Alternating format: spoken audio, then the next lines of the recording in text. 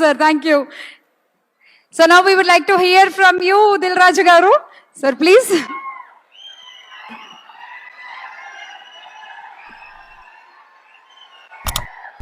Dear Ram Charan గారికి ముందు happy birthday.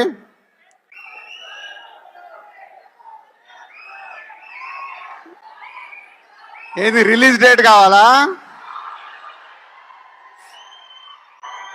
సరే, మీ ఓపికలకు చాలా పరీక్ష పెడుతున్నాము, కానీ ఒక ఉప్పెన ఒక తుఫాన్ వచ్చే ముందు మనకు ఓపిక పట్టక తప్పదు.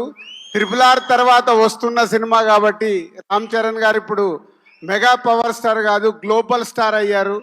ఆ రేంజ్కి సినిమా రీచ్ అవ్వాలంటే శంకర్ గారు ఒక్కొక్క పాటని ఒక్కొక్క సీన్ని తీర్చిదిద్దుతున్నారు. ఇంకొక 4 నెలలు ఓపిక పడితే మీ ముందుకి గేమ్ చేంజర్ 4 to 5 monthsలో రిలీజ్కి వచ్చేసింది. ఇంకో 2 monthsలో షూటింగ్ కంప్లీట్ అవుతుంది. అండ్ ఈరోజే జరగండి జరగండి అనే సాంగ్ రిలీజ్ అయింది. ఈరోజు మీరు సాంగ్లో చూసింది జస్ట్ 2%. 98% దాచిపెట్టుకున్నారు శంకర్ గారు. అది రేపు రిలీజ్ రోజు థియేటర్లో చూసినప్పుడు ఆ సాంగ్ వర్త్ ఏంటనేది మీకు అర్థమవుద్ది.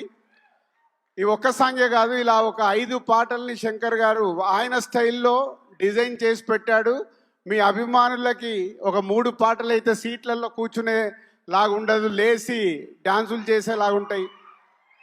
సో ఇంకొక 5 months నన్ను తిట్టుకోకుండా ఓపిక పట్టండి. ఎందుకంటే చాలామంది నాకు మీరు పెడుతున్న కామెంట్స్ పంపిస్తున్నారు, అరే దిల్ మామ మాకు ఒక అప్డేట్ ఇవ్వు అని.